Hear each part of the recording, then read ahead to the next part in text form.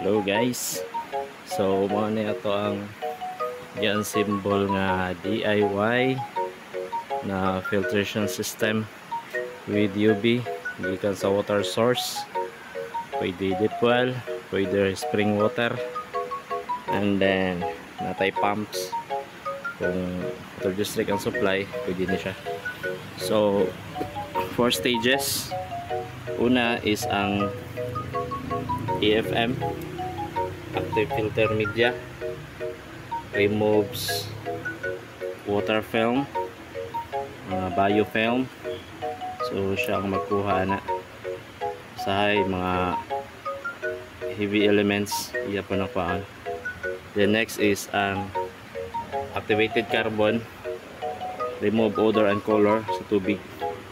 Then resin to soften the water para yung mga pipeline sa balay dili magka scale.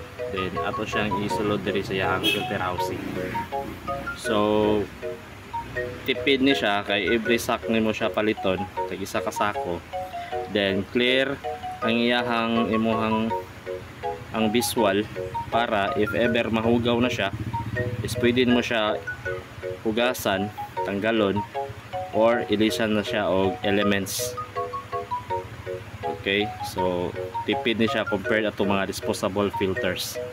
And then after sa stages na elements is ang UV light.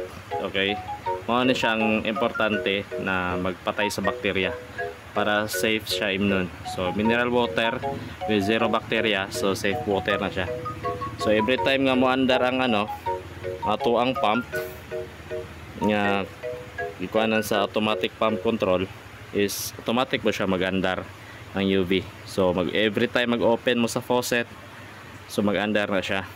Inig mag-off, naka-close, off ang pump, tapos mag-off po dato ang UV lamp para dili siya ma-busted.